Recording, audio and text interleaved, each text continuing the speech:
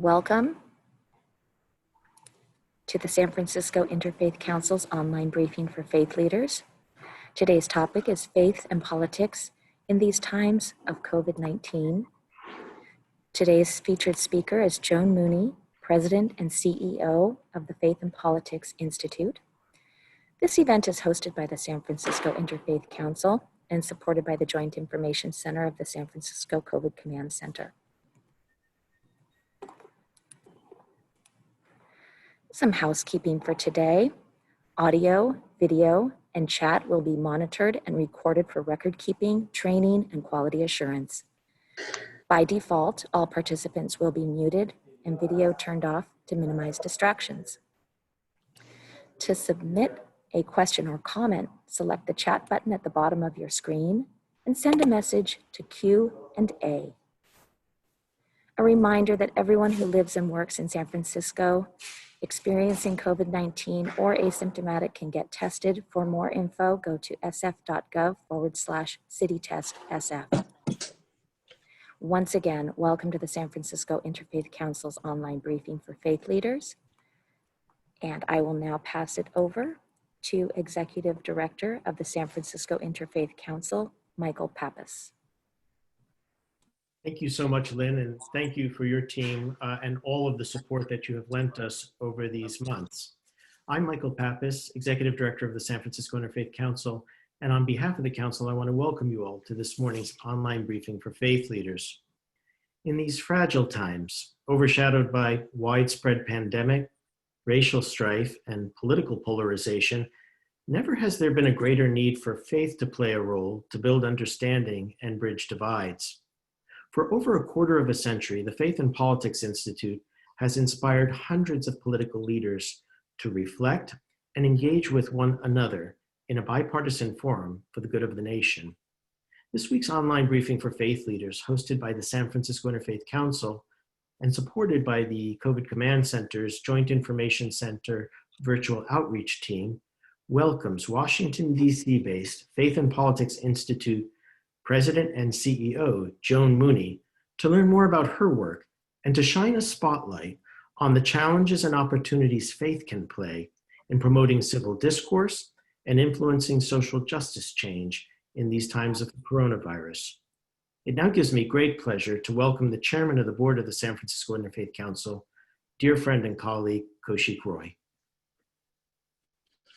Thank you, Michael. Good morning. My name is Kaushik, and it is my pleasure on behalf of the Board of Directors to thank all of you for joining us this morning. And I want to give a special expression of gratitude to our amazing staff of two people, Michael Pappas and Cynthia Zambucas, who in the midst of all their pre-COVID day-to-day responsibilities that they have to fulfill, and in the midst of all their new responsibilities in the pandemic they have to fulfill, ensure these amazing conversations happen every week with such accomplished featured speakers and panelists. And so on behalf of the board, I do want to give a special thank you to Joan Mooney for joining us. And I think you've really outdone yourself, Michael, in terms of the panel you've put together. And a special thanks, of course, to Mark Leno and Dr. Brown. Reverend Brown and Christine Pelosi. Thank you all very much for making this morning a very special conversation. If you are joining us for the first time, a special welcome to you. At the beginning of every Interfaith Council meeting or gathering, there is an interfaith statement that we'd like to read, so I'll just go ahead and read that now and we'll get going. This is an interfaith community.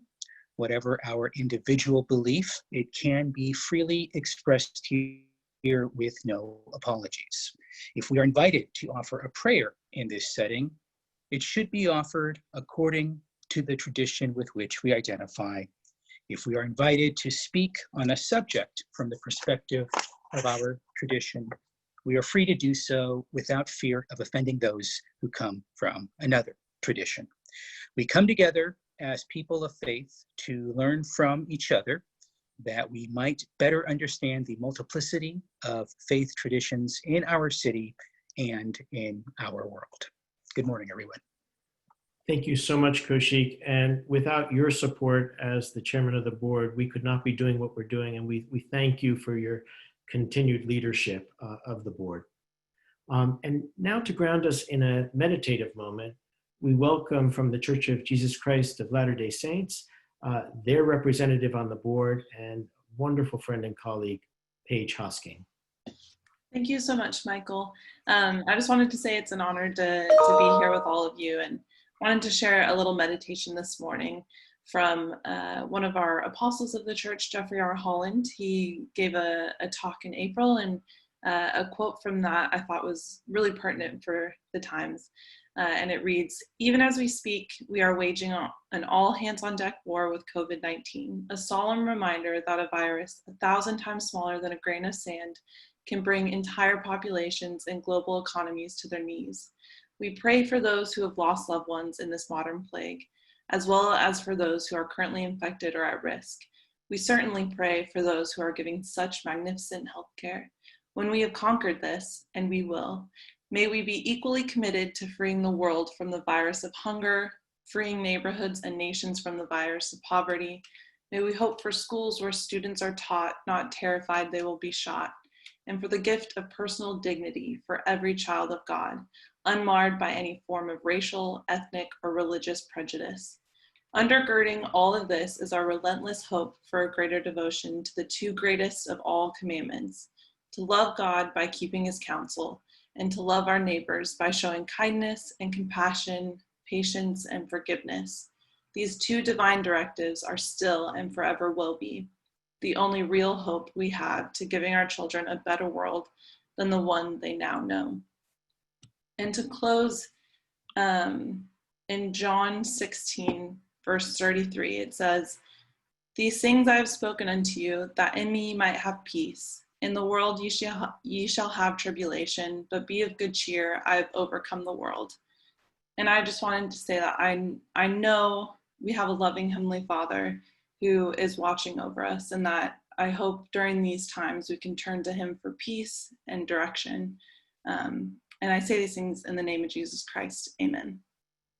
Amen. Thank you so much, Paige, for grounding us and for the love that you bring to our board and the representation you bring from your community. Thank you. We are very, very fortunate this morning, if not blessed, to have with us Joan Mooney, who is the president and CEO of the Faith and Politics Institute in Washington, D.C. She was first introduced to the council. She's no stranger to the San Francisco Interfaith Council by Christine Pelosi when she was the featured speaker when we honored veterans at our annual Interfaith Thanksgiving prayer breakfast. At that time, she was the Assistant Secretary of Veterans Affairs, and she was leading congressional and legislative affairs for the second largest federal department. Since then, she has transitioned to this new role. And I don't think, Joan, that there has been a conversation that you and I have had that I haven't told you that I think you've got the most important job in the United States, because the members of your organization are the members of Congress. And I cannot think of a more important role to play than to help navigate and journey with members of Congress and lift up issues of faith that enable there to be greater civil discourse and bridge the divide of greater polarization. We are very thankful that you're taking time out of your very busy schedule. We know that Congressman John Lewis was a very important part of your organization, and that loss is being felt by all of us today and in these days. And we just would love for you to share with us a little bit about your journey to faith and politics, a little bit about the organization, and about the challenges right now that we face with this overarching issue. So welcome, the stage is yours. Oh my gosh. Well, it's an honor and a true privilege to be here again with you all. Not only was I able to engage with you when I was in a role on veterans and with the wonderful work that's going on in San Francisco for the veterans community, but Reverend Amos Brown and other members of the community came with us in December of 2018. We journeyed on to San Francisco, San Jose, and Los Angeles to look at the Asian American immigration experience and also to look at the 75th anniversary of Executive Order 9066. So that's why we were there a few years ago, and it was an incredibly impactful trip for the members who came along with us. Let me tell you a little bit about Faith in Politics. It began really in 1989 with a small group of members of Congress. It incorporated in 1991. But one of the founders, the Reverend Doug Tanner, who is a Methodist minister, had been engaged in politics, and he wanted to find ways for members of Congress, senior staff, and other political leaders to hold on to a bit of their soul in public service. So it was an interfaith ministry on Capitol Hill, but the focus also was on race relations. The Reverend Tanner saw that in his experience in politics, race was always used as a dividing issue. And if people understood a little more of the years of systemic racism, the 400 years of systemic racism in this country, and understand more about our history, they might become less likely to use it as a wedge issue. So the organization started really with small reflection groups with members of Congress and senior staff. Among them, Christine Pelosi and I were in a group together. Her mother, the Speaker of the House, was in a group as well. And there we would get together and have the ritual of reflection. Similar to what Paige just did, we would have a reading and then reflect on it. And then in 1998, wanting to take this a step further, on the board of Faith in Politics was Congressman John Lewis. And every year he had been going down to Selma, Alabama, to retrace the footsteps of the civil rights movement for himself, to celebrate March 7th, 1965, and the progress that they made from Bloody Sunday, the Selma to Montgomery March, and all through the civil rights movement. So that is really what the organization is known in Washington for, is for bringing members of Congress together across divides of political affiliation, race, and religion, faith traditions, spirituality, and get to really the crux of the issues that divide us as a nation in order to get to that more perfect union that the founders aspired to, but were never able to accomplish themselves.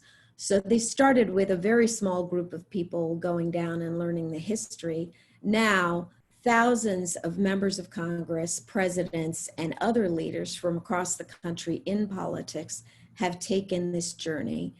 And I know we're talking about a COVID environment and how do we really keep this work going in a COVID environment, but in March of this year, probably a week before we all went into quarantine, we journeyed down for Congressman Lewis's last visit to the Edmund Pettus Bridge, to Montgomery. It was an incredibly powerful experience for everyone there. And we will do more to honor him later over the course of the weekend and into next week. But for members of Congress who come on this transformational journey and other political leaders, until you go down and see and walk through the Equal Justice Initiative and see all the work that Brian Stevenson has done that you can reach online right now, of the Legacy Museum and the National Memorial for Peace and Justice and sites along the way. I've had members of Congress who never really understood our history, who felt like they had never been taught the history before. One said, in my many decades of life and service, I never really came to understand that slavery didn't end at the Civil War. And the process of going down there and seeing the evolution from enslavement through the Jim Crow era, through Reconstruction for a bit, the Jim Crow era, the civil rights movement, to where we are today with mass incarceration, with faith leaders. To put it all into context, who we are as a people, we are still redeeming ourselves from America's original sin. How do we keep everybody engaged in that work? And back to our original piece, the way you do it is you have these powerful experiences of pilgrimages, going to San Jose, hearing from people who have been, were interned during World War II, hearing this, but also then taking it back and on a weekly basis going through the job of journey work with really sitting down in your own faith tradition, in a group of people that are of differing faith traditions, some of no faith at all, but a spirituality, and talking about how we're going to proceed in a political environment, which has its challenges on its own, but we're going to operate from the core of who we are, who we want to stay in public office and in public service, without compromising our true values. Yes, you have to compromise and make concessions, etc. But how do you hold on to those character strengths and virtues to tackle the tough issues like systemic racism, like inequality, the class struggles, like caring for our fellow men and women, and everyone throughout our society. And so I'm really honored to do this work, but I honor the people with whom we work because they're brave enough, courageous enough to step forward and do this work. And courage is the character strength that's required for every other character strength there is, because if you don't have the courage to begin the journey of kindness, of love, of nonviolence, we will never, ever get there. And so for us in this COVID environment, like I said, we were all down in Alabama. Everyone came back. No one from that trip was ill, but we immediately went into a quarantine environment and began virtual pilgrimage hours on Thursday afternoons, where we bring in luminaries from these travels. So for instance, Karen Korematsu with the Korematsu Institute across the bay came and talked about her father's civil rights case to protect the rights of Americans, of citizens against Japanese internment. And you'll recall that initially the Trump administration wanted to claim the decision on the Korematsu case as legitimacy for the travel ban at the original. So we wanted to educate people on what the Korematsu case was, et cetera. So Karen came in, and it was interesting because at the time there was a case somewhere in the Midwest where to not wear masks, people were claiming the rights of the Korematsu case. So we've tried to bring in a discussion on Harriet Tubman, what Harriet Tubman would do in this particular situation. And we've had experts along. We had the survivors of the Emanuel massacre talking about the hate crime there.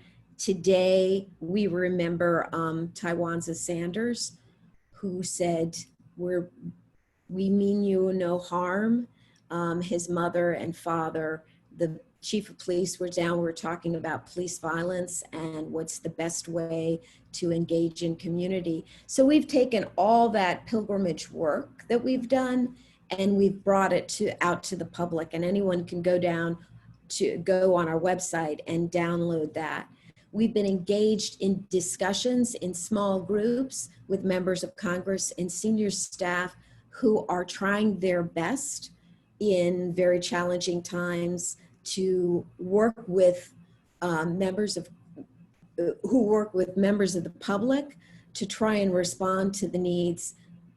But they also have needs. They're people too, and we need to keep them supported and strong. So when we look at what you all are doing in the faith communities in keeping your congregations and the people you serve, we're all in this together. And if the civil rights movement teaches us many things, one, there's a force more powerful than anything in the world, and that force is love. Love of one another. C.T. Vivian, whose memorial is being held right now, even in the face of great violence, he would say, "You're better than this, I know you are," and he would work with his opponents. We're trying to keep the focus on love and nonviolence, but purposeful demonstration for what we know to be right and working together. And so with that, I would open to others' thoughts, but we are grateful for you all and for your support in the local community. And our job is to keep the elected officials and the public servants ready to serve you as best they can within their own faith tradition. 1,000 thanks, Joan. Your work is so important, and the fact that you engage with us makes us feel very connected. I remember very vividly working with you on the trip here to San Francisco, and in particular, the interfaith service we hosted up at the Presidio Chapel, which I think was wonderful, not only for your delegation, but for us to be engaged with you. One of the folks that was there and he's with us today, is the Reverend Dr. Amos C. Brown, who is the distinguished pastor of Third Baptist Church, but also the president of the local chapter of the NAACP. Reverend Brown is one of the founders of the San Francisco Interfaith Council. He was one of 5 students of the Reverend Dr. Martin Luther King Jr., who taught at Morehouse College. And it was, I think, the only course that Dr. King taught, a friend of Congressman Lewis's. And we've invited Reverend Brown as one of 3 faith panelists who will very briefly kind of give an assessment of their perspective of faith and politics today to address us and then to ask a question of you for a response. Reverend Brown, the floor is yours.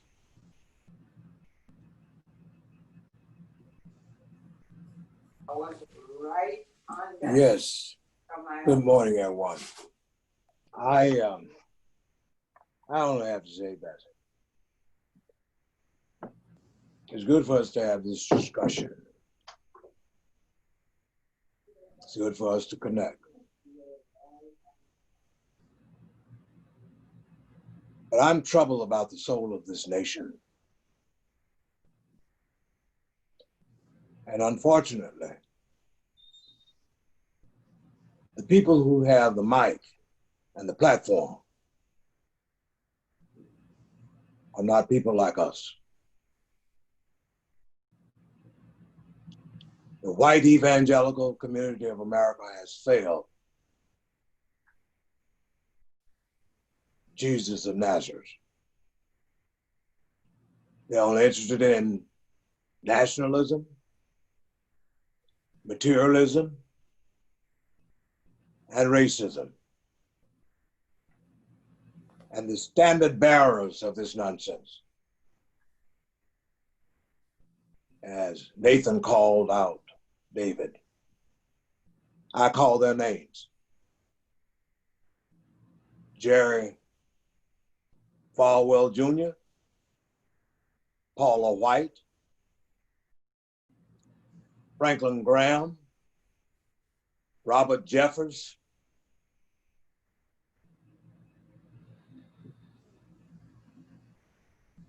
Moeller of Southern Baptist Seminary. They have the mic. They have the platform. We're ignored. We never get the platform. And all the good things that we're talking about will never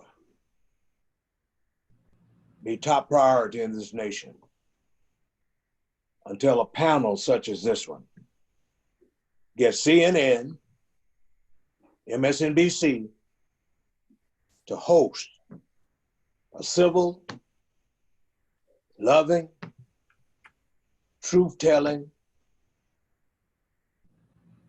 come to Jesus meeting. There's a book entitled Fantasyland by Anderson. And this great scholar deals with the fantasies and lies that Western Europe and the United States were built on for 500 years. And I would recommend that we all read that book. There's a blow-by-blow documentation of all the lies and the fantasies that have been told. Going back to the witch hunts, slavery, the enslavement of African Americans and Africans that went on for over 400 years. But we lived on that lie that was first established by one Aristotle, one of the fathers of Western thought. And Abraham Kendi, in his book, Stamped from the Beginning, documents where Aristotle in the 4th century said that black folks were, or the Ethiopian were inferior because our skin was dark. The only way we could become somebody or become enlightened, we would have to go up to the northern climate of Europe and become lighter. It's one of those fantasies. That's one of those lies. The other fantasy, the other lie was that we will never be capable of self-governance. We will always have to have a white man or white woman over us. Why am I citing this? I'm saying here that like this pandemic, like this virus, this thing of racism moves in a sneaky, subtle fashion these days. You don't know where it's coming from, but you see its fallout. And here in San Francisco, the virus is disproportionately killing black folks. We're now down from about 17% of the population in the 70s to 3.9. The median income for black people in this town is $29,000 a year, but for whites, 101 to 102,000. I could go on and give a litany of how we've not dealt with this problem of race and its impact on black people until we get the mic and the platform to call the nation to come to our better selves. Because right now, with all the lies that Donald Trump is telling, he got it honestly. Why? Because as Anderson said, we've been living in fantasy land. That's why he can lie over 20,000 times and still in this nation, it doesn't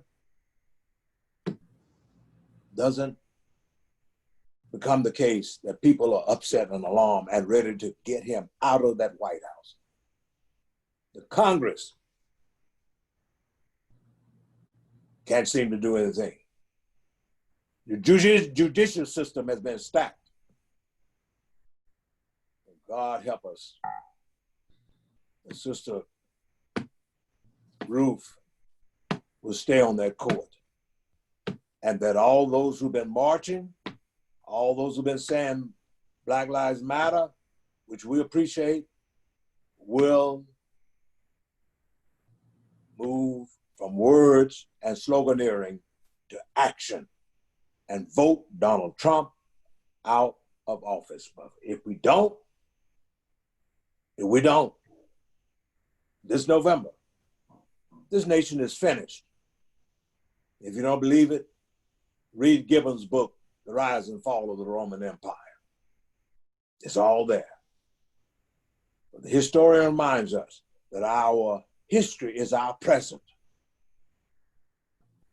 And the present moment is one of the soul of the nation being lost.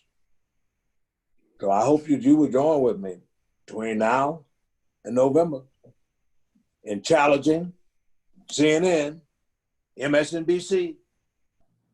Get with it. You permitted Franklin Graham to come on there and spend his money that he got from white evangelicals and Trump's coffers with that canned ad. I don't know if y'all seen it. How many of you seen it? Hold your hands. Have you seen it? Only one, Miss Pelosi. Y'all, that's that virus moving. That's that sneaky, subtle virus. Franklin Graham has had prime time on CNN. They paid for it. And he came on last week in his sacrilegious statement. Do Black Lives Matter? You bet they do. And Jesus matters. Call in. Our counsel will pray with you. That's nothing but a scheme, a subtle, crooked, evil approach to help pave the way and the groundwork for Donald Trump's election. So maybe I went on a little longer, but y'all, please, pretty please, let's be aware of what's happening and what we must do to save the soul of this nation. Thank you, Reverend Brown. Joan, I'd invite you if you'd like to respond to that, and then we'll go on to former Senator Mark Leno. No, I thank you, Reverend Brown, for offering that. I think it's people are speaking up and speaking out, and I think people are actively engaged. It's more than an election, though. It's after an election. What do we do then? What comes next after that? What do we do then to address the issues of systemic racism, to address the basic values of what our democracy should be about, what the aspirations for us have been. So I appreciate receiving your thoughts. And Reverend Brown, we thank you because you continue to stand and remind us, like the good prophet Amos, of what is important. And your words are not falling on deaf ears. And continue to remind us. Thank you. At this time, we are very, very blessed to have with us no stranger to the San Francisco Interfaith Council, a dear friend of the San Francisco Interfaith Council, the Honorable Mark Leno, former California State Senator. I have to tell you, every time I hear Mark speak, there are times I've closed my eyes and I've thought that I was listening to a sermon. I think in part because at one point, Mark was a rabbinical student. And so I know how much his faith empowers his civic life. And we thought it would be so wonderful for him to offer his perspectives today and then to pose a question to you, Joan. Senator Leno, the floor is yours. Michael, always very gracious. Thank you for outing me as a rabbinical dropout and for the invitation to be with you all today. And I think you know that the sentiment goes very sincerely both ways. My respect for the work of the San Francisco Interfaith Council on so many levels is never disappointed. And so it's a pleasure and honor to be with you today and to meet Joan if through the electronic medium of Zoom. But Joan, your work has always been so impressive, and especially in these challenging times. As the Dr. Reverend Brown yet again said so very clearly, we are all troubled by the soul of this nation at this moment. It's for reasons we don't have to go into in limited time right now, why that is the case. So thank you, Michael, and thank you, Kaushik, and all the leadership at the Interfaith Council. So Michael had asked me when I inquired, or had told me when I inquired, why would you want me on this panel? He said, well, given your rabbinical background and how you've done your work in public office, talk about how my faith has guided both my ethical behavior in office as well as my policy considerations. So there are endless ways to approach that question, but I've landed on one. I have a good friend who is an author, memoirs, novels, who once spent some years as a Franciscan monk in a monastery. And in conversations with him, he once pointed out to me that the vows that Franciscan monks take, poverty, chastity, obedience, are the flip side of money, sex, and power. The coin of the realm of not only Sacramento, California, but Washington, D.C. And it's a fascinating recognition. Those are the goalposts. You've got poverty, chastity, and obedience on one end, and you've got money, sex, and power on the other. The game is played on the field in between. But just imagine if all of our elected officials took the vows of a Franciscan monk, how different our public policy making would be. I mean, it would be as if we were on another planet. And I don't have to give too many examples. Money in politics. A former colleague of mine, and recently an elected official in Contra Costa County, was just sentenced to a prison term for misusing hundreds of thousands of his campaign fund dollars. That's a serious crime. We see in both parties recent news revelations of how our current president is magically changing both public funds, our tax dollars, as well as his campaign contributions into money directly into his own pocket. And it doesn't seem like there's any way for us to stop him. Lyndon Johnson, on a meager congressman's salary through the 1950s and 60s, somehow amass a multi-million-dollar fortune. How does that happen? Because things are driven by greed and money, of course, in our political world. Sex, I don't have to name any names. We all know them too well. And Christine Pelosi, of course, has been such an extraordinary leader in recent years, as the recent movement for women taking power of their own lives and changing the way business is done in political environments. And people have lost their jobs and have gone to prison over that as well. And then, of course, power. How many people pursue public office just for raw power, not for public policy positions or because of convictions and values that they want to put into law and policy. We've seen, if I can cross a partisan line here, I think we all recognize that we have one party, one major political party in Washington, D.C. right now, which has abrogated its entire constitutional responsibility for one purpose: hanging on to their power.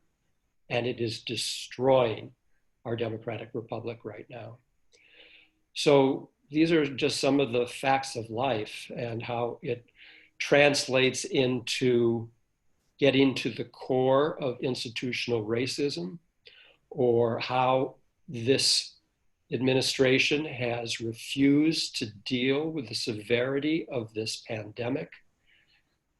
And we don't really get down to the granular level, the individual, the human level too often. We're just so overwhelmed by the growing numbers of new cases and hospitalizations and mortality rates. It's overwhelming.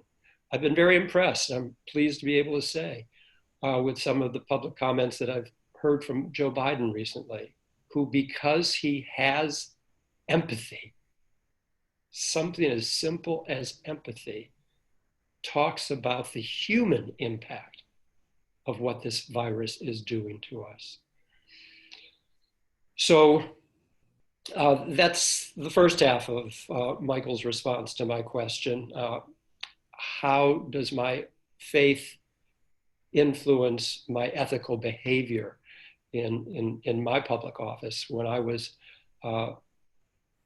entrusted with public trust through a series of elections? I would have these conversations with my staff over the years that if I had a difficult decision to make, or if there was something I had to move on, would I like to read about it on the front page of the paper? Because nothing stays a secret.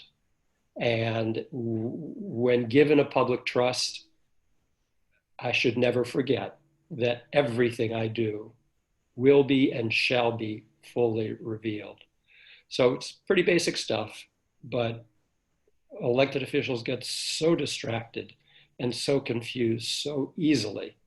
It's really quite frightful. And then I'll just conclude with the second part of how my faith has influenced my public policy making. We often talk about the Hebrew term tikkun olam, which translates to the repair of the world. And there's nothing greater than a public official can do but focus on the repair of the world. And that is such an enormous task, of course. It can only be accomplished by breaking things down into bite-sized pieces and then focus on whether it's healthcare reform or criminal justice reform or saving the planet from the challenges of climate change. Affordable housing. We're going to have an enormous housing crisis in the coming weeks and months, evictions and foreclosures, big issues. One person can't deal with it all, so we focus on one or two. And so, yes, Jewish tradition and Jewish concern for the average constituent very much drove how I approached my public policy making decisions and how I figured out which bills I wanted to author. I realized very quickly, because one of the downsides of term limits, and that's a whole nother conversation, but we do have them in Sacramento. So I was afforded 6 years in the state assembly, 8 years in the state senate. That's been recently revised, but it's still about in that same territory.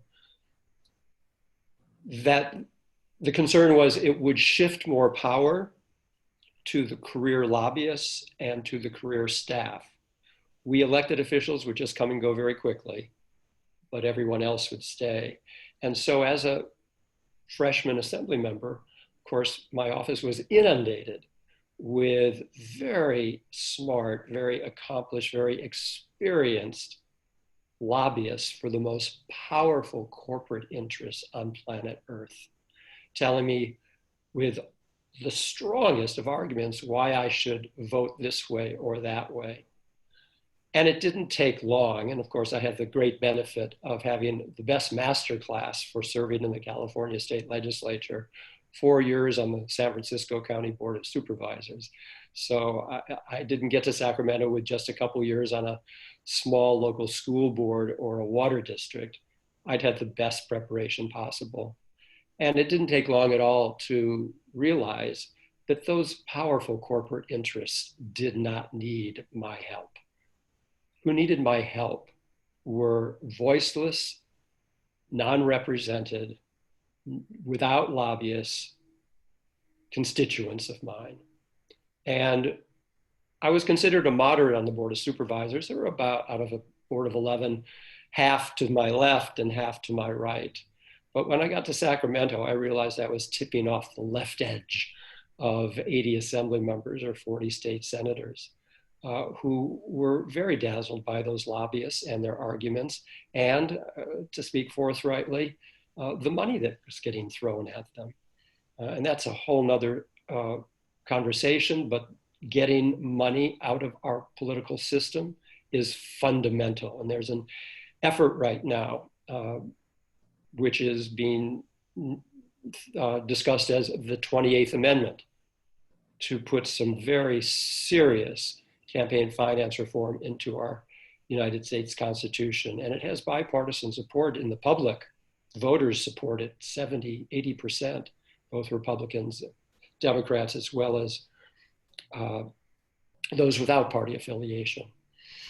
So Michael, I'm probably over my time already. I wasn't watching. Fine, you're just fine. Okay, very good. Very complex issues and many sides to all of them. But again, I just asked the question, it's never going to happen, but it's all a matter of degree. As I say, we've got two goalposts. The game is played on the field between the two of them. But faith and faith values can change our country if those values are manifested through our elected officials. Because if they could just remember the concepts of, not take the vows of, just remember the concepts of poverty, chastity, and obedience, it would be a very different world. And for me, those values are very much manifested. I think these are the foundation stones of the San Francisco Interfaith Council. So again, my thanks to all of you. Now, did you have a question for Joan? I do have thousands of questions, so I can ask one. Joan, I compliment you for so many reasons, but in particular, your patience. And we all need to practice patience and improve our ability to exercise patience, whether we're in elected office or in non-elected leadership such as yours. But it comes down to such a political divide, and I don't want to make this into a partisan conversation. But for example, I know you have bipartisan engagement in John Lewis's trips to Selma, and I know there are other organized trips for state legislators as well, and to learn the history is so very, very important. And minds and hearts are changed, and that's really what you're after, changing minds and hearts.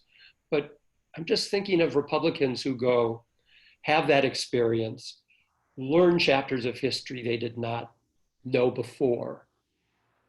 And then when a debate around restoring the crucial elements of the 1965 Voting Rights Act come up for debate, it seems to me all of that goes out the window, because it just comes down to taking their partisan side in the debate. Democrats want to restore the original intent that the US Supreme Court ripped from the heart of the Voting Rights Act. And Republicans are actively pursuing voter suppression right now.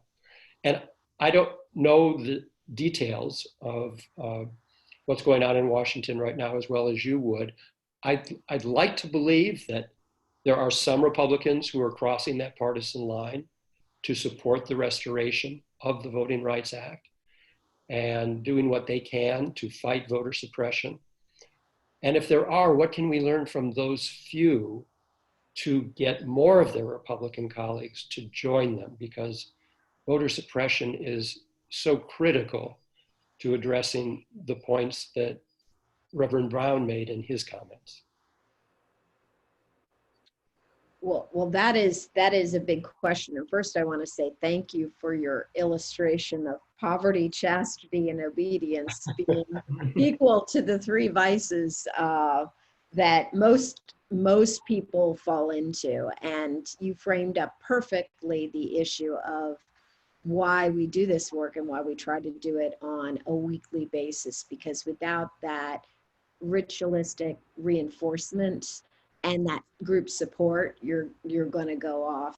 So I think the challenges have always been there, certainly since the Shelby County decision in 2013, it has been more of a partisan divide on this issue.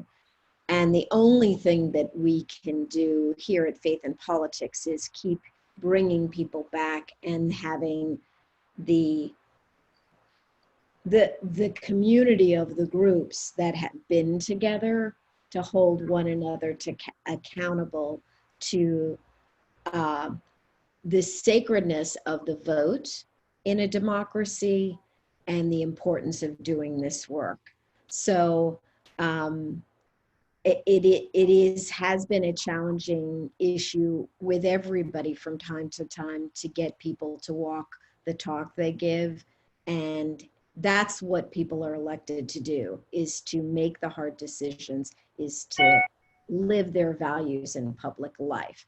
So there are a host of issues that are very challenging like that. What we try to do is love everyone and remind them of the importance of this, and standing on the Edmund Pettus Bridge with John Lewis, and more importantly, or as importantly, I would say, all the many foot soldiers who still live in the community, to remind people of everything that they gave up, how far we've come, yet how far we have to go, because the scars and stains of racism are embedded so deeply in American culture. Voting is a sacred act. It's the most important thing in our democracy.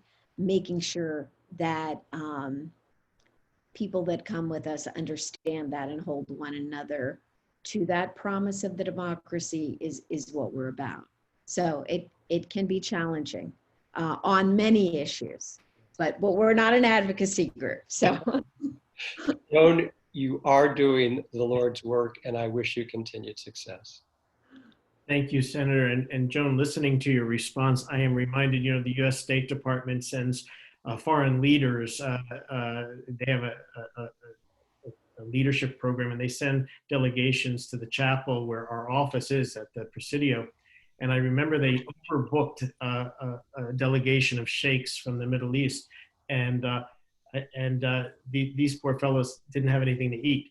And so they arrived at the chapel, and the founder of our organization, Rita Semmel, and I, we were scrambling. We went into the kitchen and into the freezer and found some frozen falafels. God knows how long they were there, and put them in the microwave.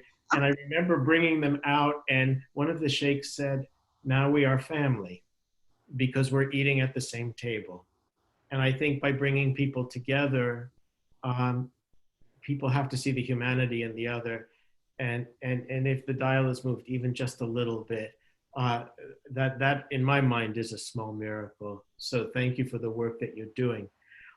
We would not be here today if it was not for Christine Pelosi, because Christine actually introduced me to Joan, and as we know in this business, we meet the most wonderful people doing good work.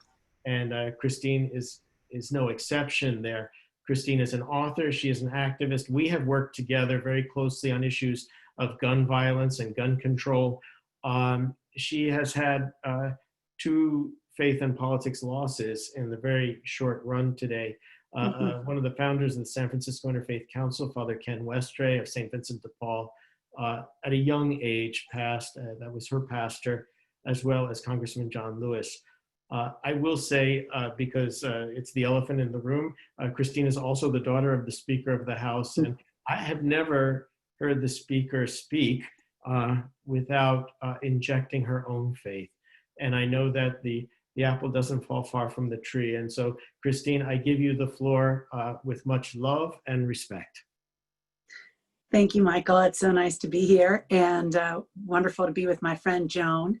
Always an honor to be in the presence of Reverend Brown, at the challenge of Reverend Brown. And Mark, I will keep your admonitions in mind as far as what side of that playing field to stay on. Appreciate your remarks as well, and thank you for the opening prayer that we received. I do think God expects more of us and loves us more than we love ourselves and each other, but we'll try to get closer to that. I met Joan 20 years ago in a faith and politics reflection group, and 19 years ago, my mother and I, well, this was before Nancy Pelosi was in leadership, we went down with John Lewis on one of those early pilgrimages. I say early, you know, I want to say like we were into John Lewis's pilgrimage before it was cool. You know, you see all those masses and masses of people, but we were there with a much, smaller group. Reverend Shuttlesworth was still alive, and he took us around 16th Street Baptist Church, walked us through the park where they had set up iron cast models of the little children and also of dogs. So you could actually walk between the dogs that had beset upon the people led by the children. And I mention this because, as you know, the last public act that John Lewis did was to stand in front of the Black Lives Matter mural painted on the streets of Washington, D.C. with Mayor Bowser. And he really took an active stance of solidarity with the young people, again, leading the fights. And as we're seeing in Washington, D.C. and in Portland and in other places, you know, the police brutality that continues while people are peacefully protesting police brutality. So clearly there's more work to do. But when I first met Joan, I wanted to just frame my remarks around a reading that I loved, that we did often in our weekly faith and politics session.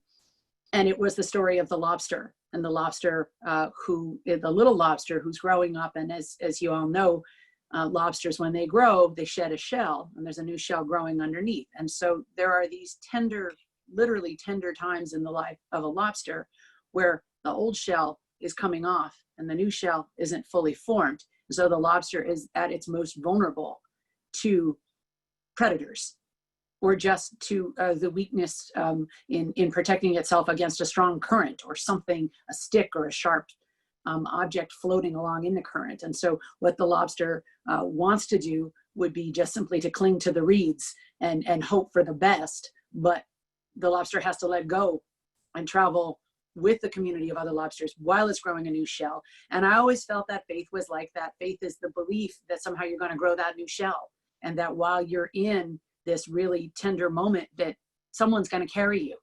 And so for me, as Michael mentioned, two people who've been carrying me over the past many years, Father Ken and John Lewis, both passed away. I just want to mention Father Ken for a minute, because also, you know, as many of you know, he was an African-American pastor in a largely white community.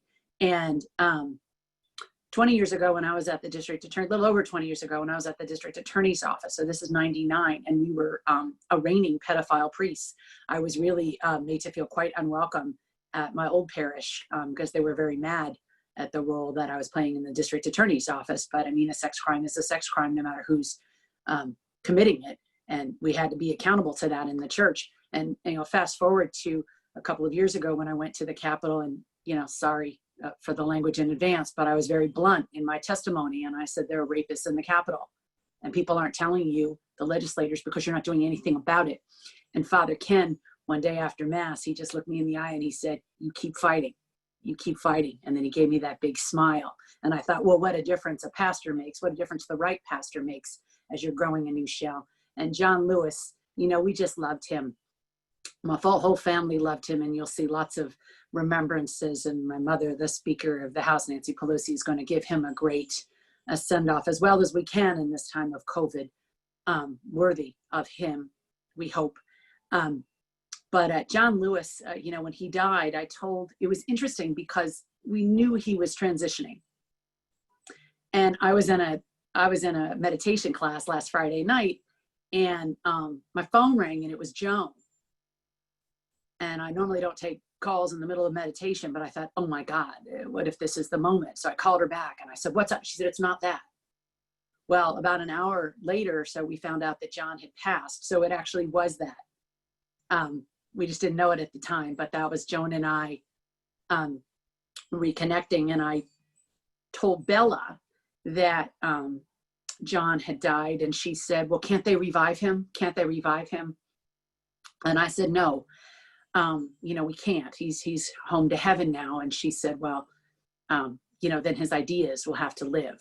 And so that's our job now, as we've lost, again, that protection as a community, as we're dealing with COVID, as we're dealing with racism, as we're dealing with all of this pain and our inability to even celebrate or grieve together. I mean, I had to watch Father Ken's funeral on Zoom. I imagine that will be the same for John Lewis. But as we try to find a way to do that together and still help each other in these tender moments. I mean, to me, that's faith in politics. It's that space in between. It's that trying to find your way. And I just want to close with this story about Father Ken. Vis-a-vis my parenting, he knows that, I'm Catholic and raised Catholic. My family members, the five of us, have over 100 years of Catholic education between my parents and the five kids.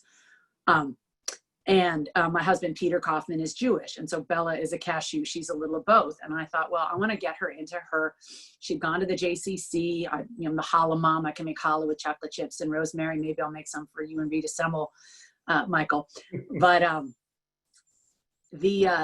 I wanted to get her more into her faith. So I thought, well, this is great. It's Easter Sunday, Washington, D.C. She's 4 years old. I'll take her to the Easter sunrise ceremony because they are having the 75th anniversary of Marian Anderson singing on the steps of the Lincoln Memorial, because the Daughters of the American Revolution, when they realized she was Black when she showed up to sing, they wouldn't let her sing at Constitution Hall. So Eleanor Roosevelt, then the First Lady, invited her to sing at the Lincoln Memorial. So they had this video of the singing. Everybody joined in. It was powerful. And I thought, this is great. She is really getting the spiritual education. And then the Easter sermon starts. And the man says, now I don't know how he got this concession, but he says, oh, you think you're going to have a kinder, gentler Sunday sermon? Well, you're not. And he starts getting into the sacred bleeding heart of Jesus, and he's yelling and screaming. And people were crying. We were in the strollers and people with disability section. Everybody's crying. I'm trying to get Bella out of there. It was awful. And so the next, a couple years later, it was time to see the Pope was coming to Washington, D.C. And Bella was like, he's going to talk about the bloody Jesus? And I said, no, he's not that kind of Pope. It's going to be okay. And so we're getting ready, and she's still a little bit nervous. And I'm walking out on the Esplanade, and I look down, and I'm coming out of the Capitol building. And as you might remember, the video from it, everyone's lining the mall to see the Pope. And there's some guest seating, and Father Ken is there with his mother and his sister, and I looked down, and I had seen them before, and I'm walking out, and he says, Christine, and he looks up, and I'll never forget. I was with Bella, and we look up at him, and he had his beautiful purple robes on because it was ordinary time, and his arms were spread wide with the entire mall behind him, and he just smiled, that incandescent Father Ken smile, and he just said, isn't this the greatest day? And we smiled, and it was, and we all got blessed by the Pope. So after that, Bella is a little bit more open to understanding that not every religious experience is going to be like that one. So while we are getting ready for this election, while we are preparing ourselves for the fact that we're going to get this onslaught, and I co-sign everything Reverend Brown said, and would just add, they're also in it for the autonomy and control over women's bodies. In addition to their racism and their materialism, let's never forget the power and control they want over women. We're trying to grow our own shells, and they're telling us, no, the shell has to be like this. If you even survive, if you want to survive, you have to grow an authoritarian shell a totalitarian shell, one that closes you off to other people. And we have to insist on growing our own shells in our own way, even if we disagree with each other, even if those shells look different, even if it's not the shell we would have wanted our child or our loved one or our neighbor to have. It's up to each and every one of us to be able to do that. And I think the joys of the San Francisco Interfaith Council and the work that we can do together is to remind each other that we are all, as John Lewis would say, possessed of the spark of divinity in each of us. And that not only means that we need to honor each other, but it also means that, as Mark and Joan and the Reverend were saying, we have to honor the work that we do, that the work that we do is worthy of a person who has divinity within. So I appreciate all of you so much. And I will close with a question to my dear friend, Joan. If you could just for a brief minute, tell people what the Faith and Politics Institute is doing on the front of criminal justice reform. Because I know when there were the Colson Task Force reforms, you had bipartisan, interracial panels that were going on around the country. If you could give us a sense of where your membership is on that and what we might expect in terms of guidance from you. So we are working to educate people on where we are in terms of mass incarceration and working to bring members in engagement in conversations on race and in all the many elements of structural racism. We assume we're going to get through the next few months, and then the goal is to really reinvigorate the movement post-November. Many people are focused at this point in time in August on where we are now and what's going on in cities now, but we look to elevate that conversation in the coming months. Great, thank you. Thank you, Christine. And thank you, Joan. And thank you to all of our panelists, Senator Leno, Reverend Brown. At the risk of disclosing something personal about Joan, she is supposed to be in San Francisco right now to run the half marathon here. I think that if I've gotten it right. Yeah. And I know, and I know that those races require preparation and endurance. And we are praying for you that you continue to persevere in the very, very important work that you are doing. And I want to let you know that our golden gates are open to you always. And we hope that your footsteps find themselves back here shortly. We look forward to being again with you here in San Francisco. Let's call it your home away from home. And we thank you for your important work. As we're saying thank yous, I also want to say thank you to Cynthia Zambucas, as Kaushik mentioned in the beginning, the Administrative and Program Associate at the San Francisco Interfaith Council, for all that she does, as well as the COVID Command Center's Joint Information Center virtual outreach team, coordinated by John McKnight, with leads Lynn Mays, Trey Russell Allen, Sharon Walton, Hafisa Salibai, and today Jack Chen. We welcome you all next week, and we hope you can join us. We are going to be welcoming Listos California architect and co-chair Karen Baker, who used to be in charge of California Volunteers, to learn more about her organization's emergency preparedness campaign in these times of the coronavirus. Once again, thank you all for joining us today. This concludes our program, and let's meet back again next week. Thank you. Thank you. Thank you, Michael.